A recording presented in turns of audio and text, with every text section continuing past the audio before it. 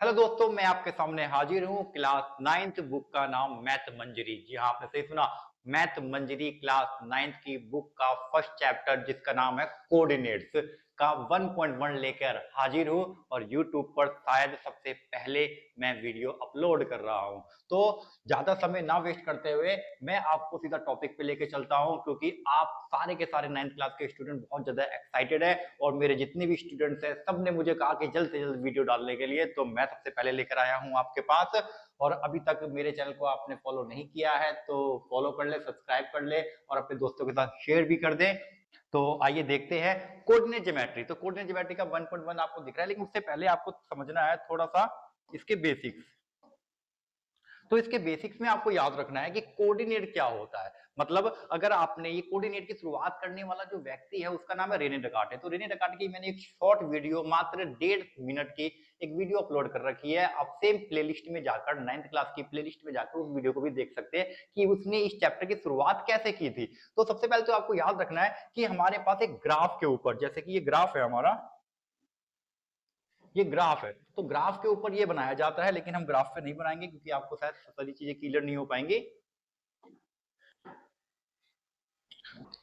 तो सबसे पहले आप ध्यान दोगे कि जो हमारी ये वाली रेखा होती है इसको कहते हैं एक्स एक्सिस और हिंदी में कहते हैं अक्ष, एक्स अक्ष। और ये जो हमारी खड़ी रेखा होती है इसको हम कहते हैं वाई एक्सिस, मतलब वाई अक्ष। हॉरिजॉन्टल लाइन को कहते हैं x axis and vertical line को कहते हैं वाई एक्सिस।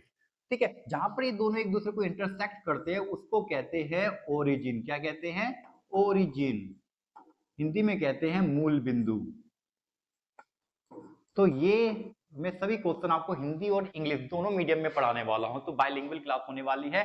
अब देखो यहाँ पे, तो इस तरीके से जब हमने इसको एक्स एक्सिस और वाई एक्सिस को जब हमने ग्राफ पे दिखाते हैं तो उसके अंदर 4 क्वाड्रेंट बनते हैं। First quadrant, second quadrant, third quadrant और फोर्थ क्वाड्रेंट। तो आपको यहाँ पर याद रखना है कि ये वाला ही फर्स्ट होता है। फर्स्ट यहाँ से नहीं होता, फर्स्ट यहाँ से होता है। तो first quadrant, second quadrant, third quadrant and fourth quadrant. और अब आपको ध्यान देना है कि सभी क्वाड्रेंट के अंदर ये वाली जो एक्सिस होती है एक्स एक्सिस पे ये प्लस का होता है और यहां पर होते हैं माइनस का, और यहां पर ये होता है प्लस का और यहां पर ये होता है माइनस का।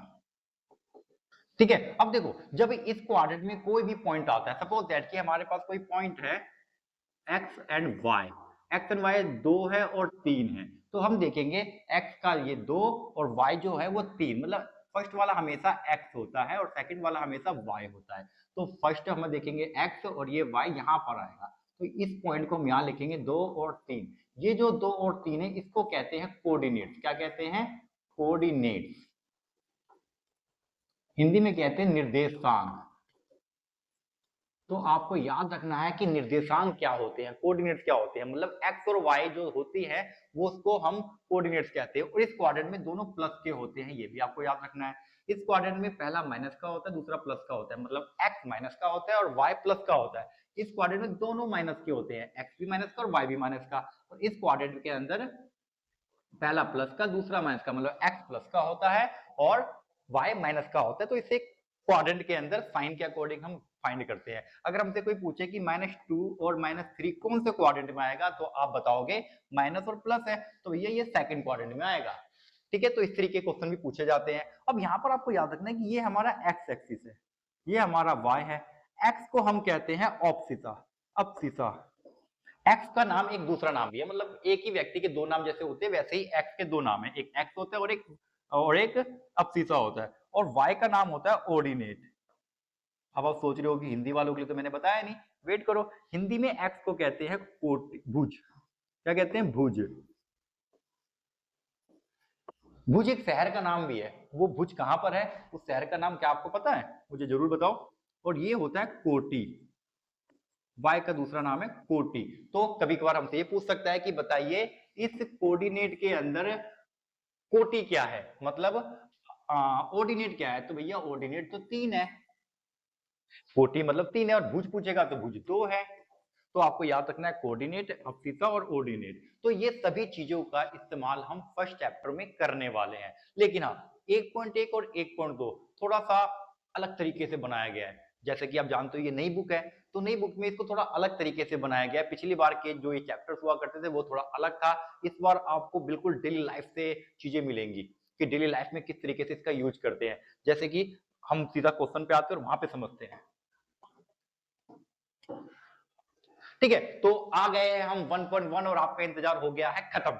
वाह कितनी अच्छी शायरी है ना। चालू कर रहे हैं अब हम 1.1, आपका हो गया इंतजार खत्म। तो देखो यहाँ पे सबसे पहले तो एक्सरसाइज 1.1 कर रहे हैं हम, और यहाँ पर है आकृति 1.3। तो आपकी बुक में इस फिगर का नाम है 1.3।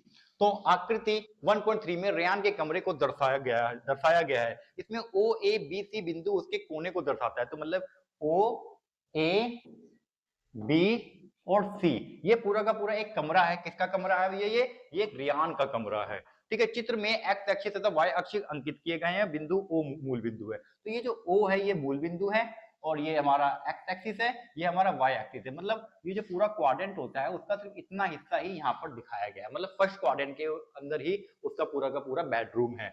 तो इंग्लिश में show Ryan's room with the point O A B C marking its corners, the x and y axis are marked in the figure. point O is origin। तो O origin है, x axis ये रहा और y axis ये रहा, सब कुछ दिखाया गया है। अब इसके अंदर फर्स्ट क्वेश्चन है ये हमारा फर्स्ट क्वेश्चन है। और फर्स्ट क्वेश्चन में आप देखोगे, फर्स्ट क्वेश्चन है हमारा, मतलब ये हमारा फर्स्ट क्वेश्चन के हमारे पास कुछ पार्ट्स है, फर्स्ट, सेकंड, थर्ड और फोर्थ।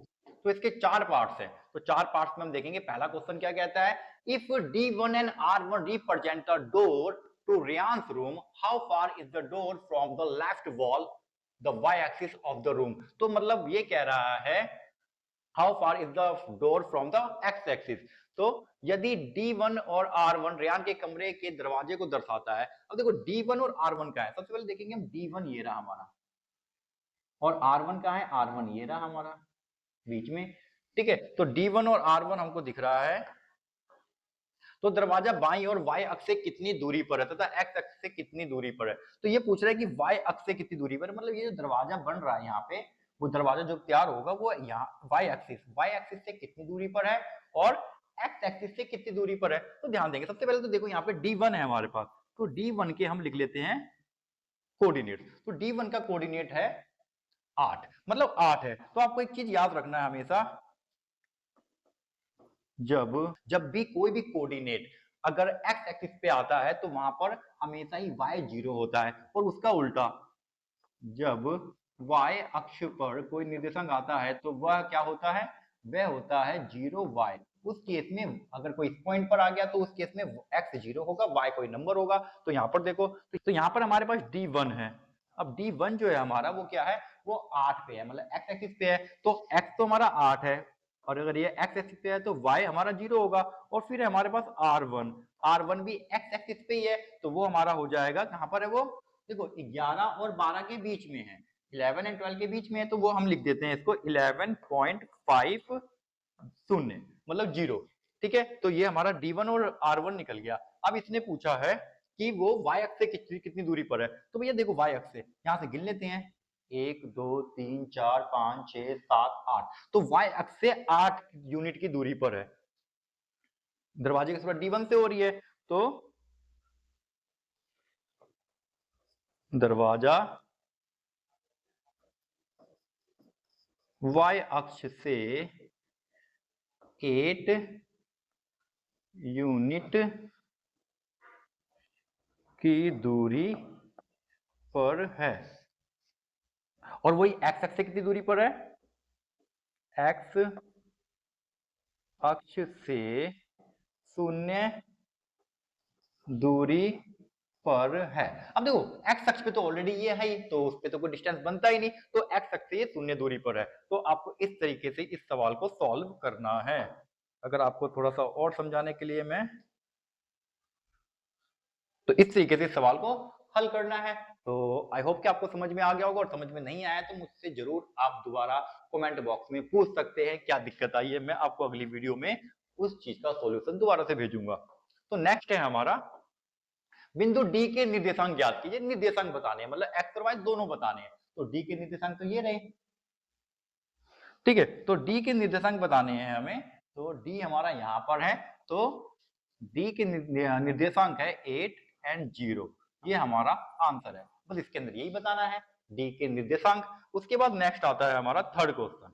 तो थर्ड क्वेश्चन में आप देखोगे, if r1 is the point 11.10, तो r1 हमें पता है कि वो 11.50 पर है। How wide is the door? Do you think this is comfortable with for the room door? If a person in a wheelchair wants to enter the room, will he be able to do so easily? मतलब ये पूछ रहा है कि अगर यहां से एक दरवाजा बना दिया जाए, कुछ इस तरीके से दरवाजा बना दिया जाए, तो क्या ये दरवाजा कंफर्टेबल होगा?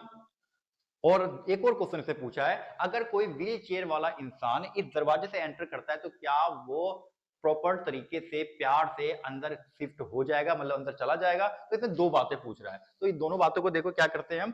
क्या यह दरवाजा के लिए उपयुक्त चौड़ाई है? जो इसकी चौड़ाई है वो दरवाजे के लिए उपयुक्त है, तो देख लेते हैं। सबसे पहले तो D1 हमारा क्या था भाई? D1 था हमारा 80 और R1 क्या था हमारा 11.50। तो अगर हम देखें तो 8 और 11 है। अगर हम डोर की चौड़ाई याद करें, दरवाजे की चौड़ाई, दरवाजे की चौड़ाई फाइंड करने के लिए हम क्या करेंगे, 11.1 में से 8 यूनिट को माइनस कर देंगे, ये आ जाएगा 3.5 यूनिट। भाई 3.5 यूनिट का है। अब नॉर्मली जो दरवाजे बनाए जाते हैं, वो जो नॉर्मल दरवाजे होते हैं उसका साइज लगभग 3 फीट होता है। ये यूनिट में नहीं है, फीट में ही है, तो 3 फीट होता है। और ये 3 फीट से तो ज्यादा ही है, तो इसका मतलब हाँ ये कंफर्टेबल है। तो इसके लिए हम क्या आंसर देंगे? हाँ चौड़ाई उपयुक्त है, ये इट इज अ कंफर्टेबल। तो ये कंफर्टेबल होगा क्योंकि नॉर्मल डोर से तो ज्यादा ही है। तो यहां पर हम एक चीज और दिखा सकते हैं, ये 3 फीट से ज्यादा है तो नॉर्मल है। अब दूसरा पूछ रहा है, क्या वो व्हील चेयर वाला व्यक्ति उस दरवाजे से एंटर कर पाएगा? देखो, जो व्हील चेयर की नॉर्मल लंबाई होती है वो लगभग 2.7 फीट के आसपास होती है। याद रखेंगे, 2.7 फीट के आसपास की होती है जो नॉर्मल लंबाई है। या तो इससे छोटी होगी, इससे बड़ी होने के चांसेस नहीं होते हैं। ठीक है, तो इसका मतलब क्या है कि व्हील चेयर की सामान्य लंबाई 2.7 फीट होती है, और जो 2.7 फीट से हमारा दरवाजा तो बड़ा है, तो इसका मतलब व्हील चेयर वाला व्यक्ति भी बड़े प्यार से दरवाजे में एंटर हो जाएगा। तो ये था हमारा थर्ड क्वेश्चन। अब हम चलते हैं फोर्थ क्वेश्चन की तरफ। तो फोर्थ क्वेश्चन कह रहा है, इफ B1 0.1.5 है, तो B1 कहां पर है भाई? हमारा B1 ये रहा, तो 1.5 है, एंड B2 0.4 है। Represent the ends of the bathroom door, is the bathroom door narrow और wider than the room door? तो अगर ये एक दरवाजा है, ये एक दरवाजा है, किसका दरवाजा है? ये एक बाथरूम का दरवाजा है। तो क्या बाथरूम का दरवाजा मेन दरवाजे से छोटा है, मतलब संकरा है, या फिर चौड़ा है, मतलब नैरो है, या फिर वाइडर है? तो देख लेते हैं भाई। तो हमारा B1 जो दरवाजे की शुरुआत हो रही है वो हो रही है 1.50 से, मतलब 1.5 से। और जो हमारा B2 है, जहां जितना चौड़ा दरवाजा है वो है 0.4। तो इसको हम क्या करते हैं, डिस्टेंस कितना है इन दोनों के बीच में? Distance between B1 and B2, B1 और B2 के बीच का डिस्टेंस जो है वो हमारा 4 माइनस 1.5 हो जाएगा। तो हमारा आ जाएगा ये 2.5 फीट। अगर इसका दरवाजा, बाथरूम का दरवाजा जो है वो हमारा 2.5 यूनिट का है, मतलब 2.5 फीट का है। और जो हमारा मेन दरवाजा था वो था हमारा, और कमरे का दरवाजा जो था हमारा वो हमने निकाला था 3.5। तो इसका मतलब क्या हुआ कि 3.5 तो बड़ा है बाथरूम के दरवाजे से। तो हम क्या लिखेंगे, हम लिखेंगे बाथरूम का दरवाजा कमरे के दरवाजे से संकरा है। थोड़ा हिंदी मेरी ऐसी होती है, तो संकरा है।